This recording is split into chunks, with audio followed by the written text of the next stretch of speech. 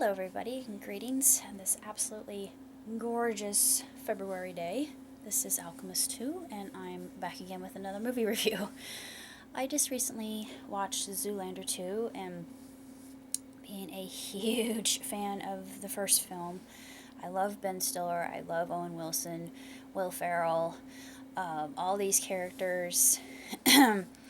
They just delivered in the second film. I'm not going to say what the second film's about because if I do, it'll ruin the plot line of the entire movie. And believe me, I really don't want to do that for fans who absolutely loved, savored, and relished the first because it was hysterical and it still is to this day. And there are a lot of pop culture quips that are done in the second film that if you're a Generation Xer like myself, you will find very funny. And honestly, I'm still laughing about it, and I'm surprised because usually a lot of movies don't make me laugh after I've seen them and committed them to memory.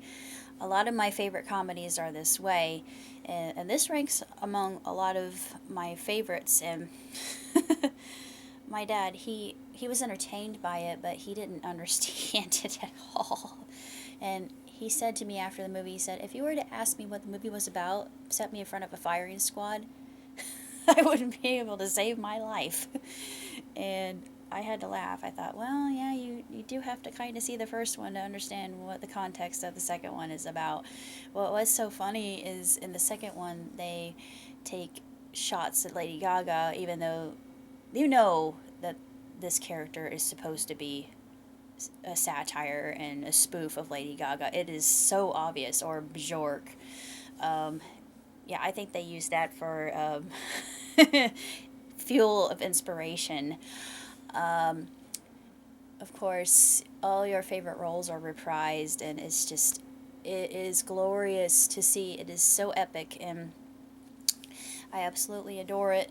It it met and exceeded all my expectations, and I laughed so hard, and I really needed a good laugh. It was something that I had been desiring for quite some time, and I got what I wanted. And I was incredibly gleeful at the end. I still am. I'm still euphoric. It's even better than the first one, believe it or not, and it's very hard for a sequel of this caliber to exceed and even excel the first. And it's a lot of fun. Kiefer Sutherland's in it. He plays a cameo. John Malkovich is in it. Just, fleeting moment. That one guy that's in all the Adam Sandler movies. No, it's not Rob Schneider, whom I love, by the way. Not him. It's the other guy. No, not the one that keeps getting hurt. Different guy. Yeah, I'm not talking about, not Joe Pesci, but I can't think of his name. You know who I'm talking about. It's not that one. It's the other one. The other Jewish guy. Then there is the other Grace Tyson, who I thought, oh, my idol. Oh! This rocks. And then he makes fun of himself, but he actually says something very profound, and I'm not going to reveal unless you've seen the movie.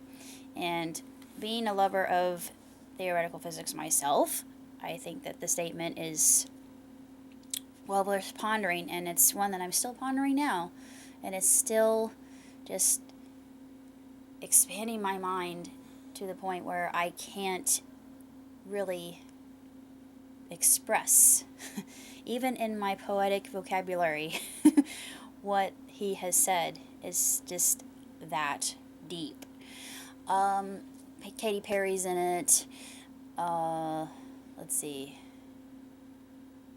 I don't know.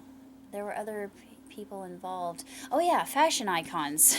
I'm not going to say who the fashion icons are, or it will ruin the surprise. And believe me, I don't want to do that. That would be absolutely horrendous and a catastrophe. I want to avoid the catastrophe. But it is by far one of the funniest movies I've seen in a good long while. Of course, I haven't seen Hateful Eight yet, but I'm going to wait for that to come out on DVD because I missed it when it was in the cinema. What are you gonna do?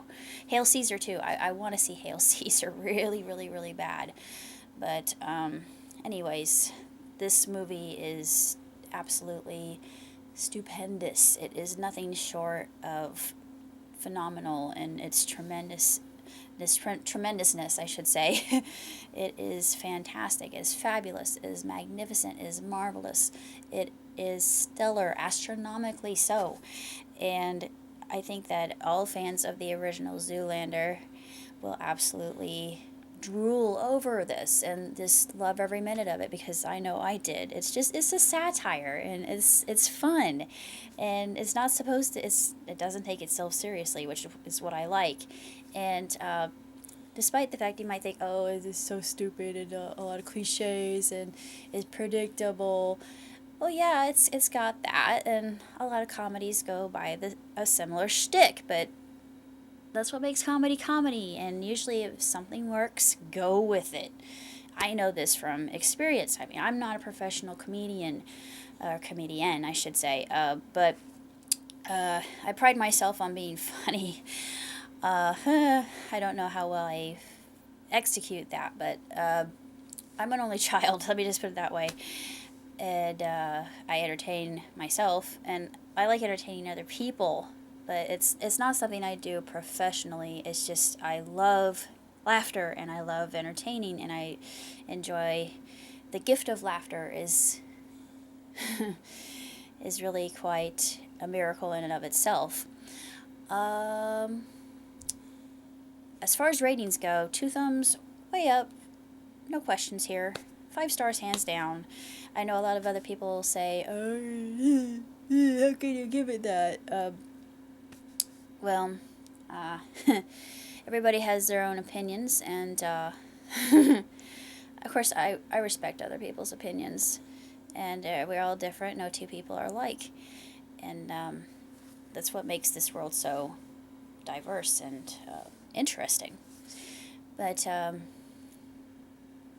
it is an excellent film, very entertaining, very funny, and of course, now I'm going to be singing the remix of Relax Don't Do It for quite some time now, but that's actually a very nice byproduct. Beyond that, I really don't have much else to say other than I've been pretty busy. I've been doing a lot of, I've been writing quite a bit. I'm writing this, you probably have seen my previous posts of songs that I've written for a series. It's 4-part, a quadrology, like I said, and one particular song that I had written for the series called Take a Second Look, and because I thought 4 is a very well balanced number, and it makes sense. You don't want to go beyond 4. 8 is you're pushing it. Sorry, DreamWorks, don't mean to mention you, but no offense. 4 is 4 is acceptable. 7 is acceptable, depending on how long and how thick your books are. Harry Potter did a good job with maintaining our interest, even though your books got bigger and bigger and bigger. But it depends on the author or authoress, I think. But anyway, I'm kind of derailing off of my train of thought. But like I said, I'm working on a lot of different things. Forest Forces, it's almost done. I just recently finished Down Under, which I'm not going to talk too much about that. I want to write a sequel to Pink Panda, which I'm going to do.